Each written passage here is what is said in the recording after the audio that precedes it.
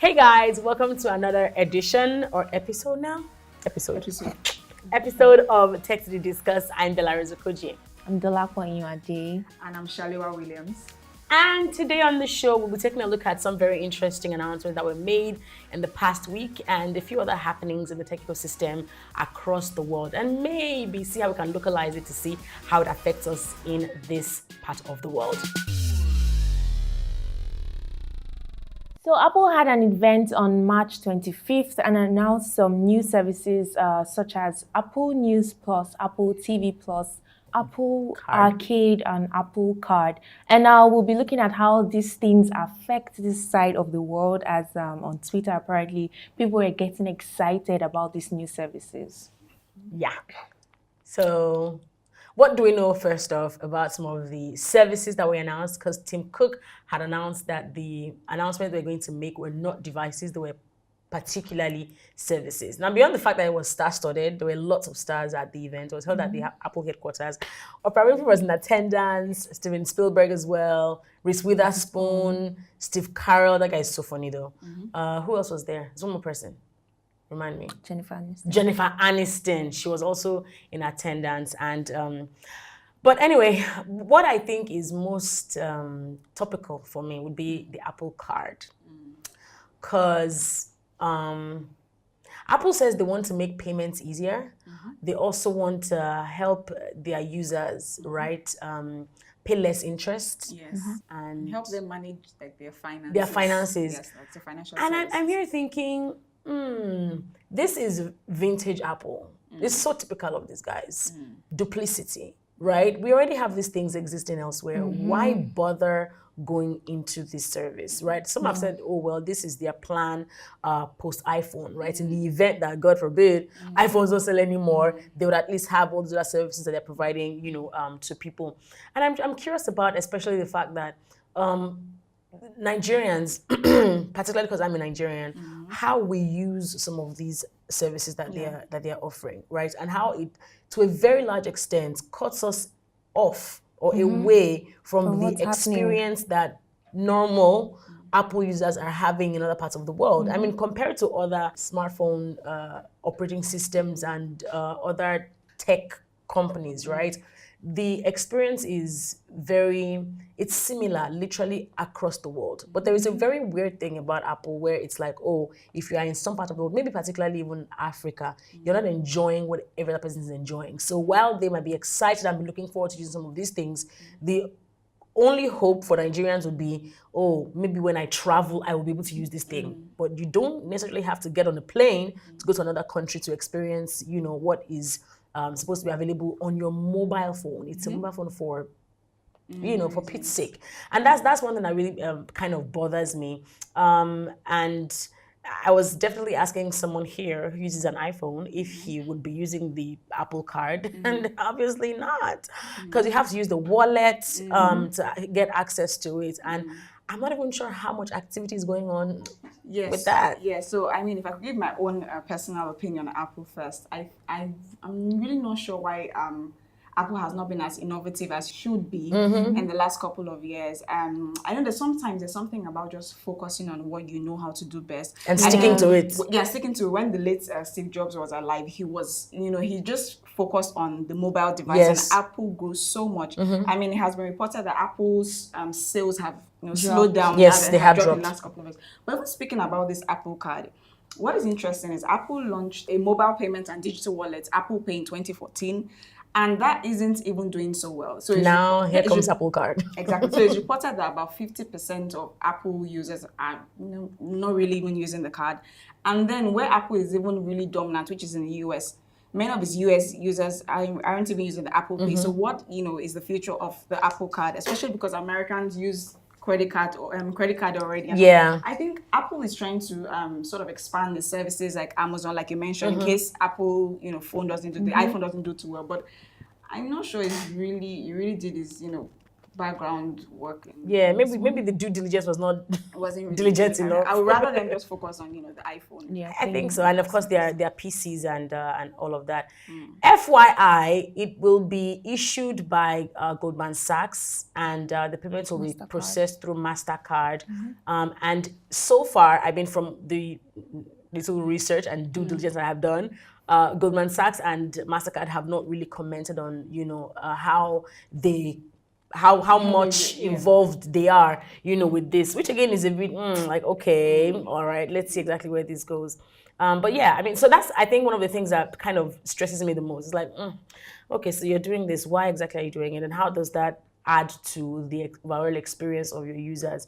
The Apple TV Plus as well. Yes. I'm curious about that, because many people have the opinion that while it is while it was very fancy for them to have had the likes of your Oprah Winfrey and all of these names, in Hollywood attend these announcements, at their office, to at least build some social currency around it, to excite people about what is to come, it might not work out eventually, right? Well, these are potential also, content creators. It's reported to be releasing 2 documentaries on Apple TV. Yeah, so I mean, that is exciting to an extent, but then again, we need to remember that these, particularly maybe even Oprah Winfrey, right? She already has her own network.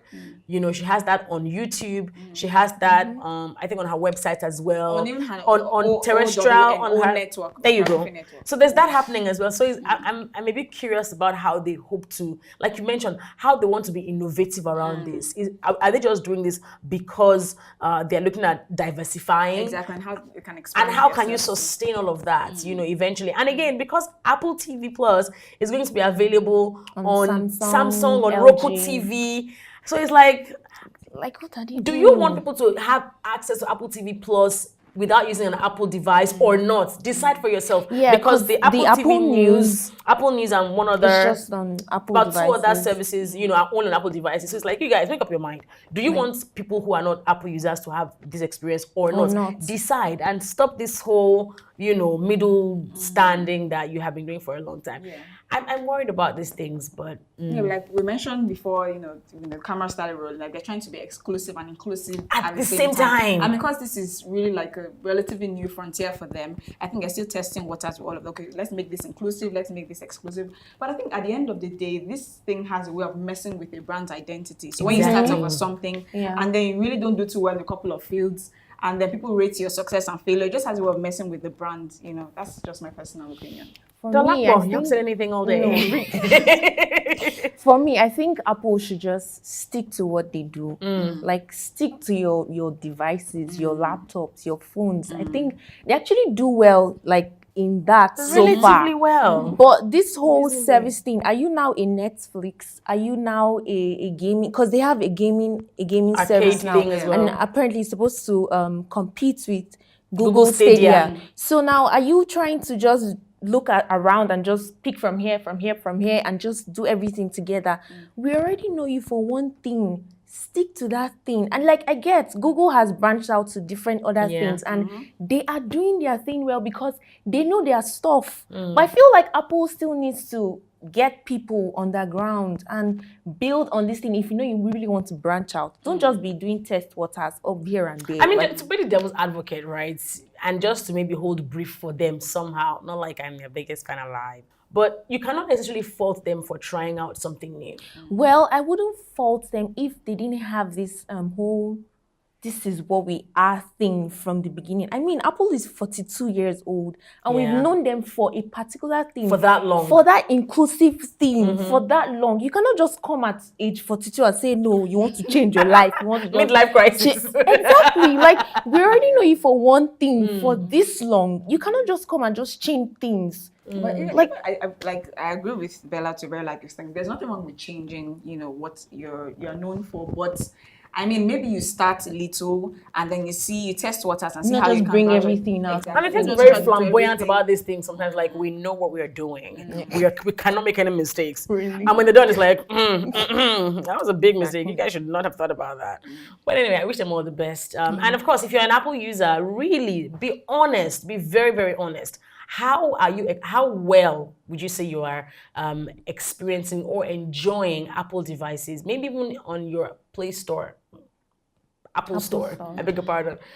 Sometimes people complain about not being able to use some applications because they're not available in Nigeria, and they have all of these complaints. So, I mean, what is your expectation for this? Do you think it's a nice thing? And do you think that as an Apple user, the fact that you maybe use an iPhone or a Mac system or whatever, do you think, particularly depending on where you're watching this video from, do you think that you are really inclusive of the population that Apple is trying to target with their new features, services, and whatnot? Answer in the comment section down below. So on a lighter note, there's this trend that has been around. Started on March the 23rd by an artist named Reggie. His real name is Ame Omoeke Osamudi Ame. That's his real name. I had to get that right. It might be inside. So he started this ANT Bants, where he decided to, engage some of his followers like he usually does on social media, using Twitter, Instagram, and all those platforms. Engage some of his followers with ANT Bants. So he started out using ant as a suffix. So he says something using a word, and then he merges it with an ant, and then he gets, a brilliant word. So he can say, ant way sabi book, brilliant, or something like that. Right? So, and it really caught on Nigerian Twitter and Ghanaian Twitter because he has a lot of Ghanaian followers as well. He was in Ghana for a while. I think he schooled in Ghana. So Nigerian Twitter and Ghanaian Twitter have been blowing up with this ANT Bants. So, ants, wait, join us for discuss. If you call them discuss ants. God, that was right. It was brilliant. Ants, we no sabi talk. Mutants. Really? Like really? And an ant that is signed to Maven. Janta Manta. Sorry. Thank you, Lord. Oh my God. I can't even think of it. Let me see. Ants where they attend events. Attendants. Really? Ants where they protesters. Ants where they keep malice, malignant. And on that note, guys, we wrap things up on Discuss today. I'm Belarus Okoji. The laugh when you are there. Shaliwa Williams. Ants where they sign out. Antoine.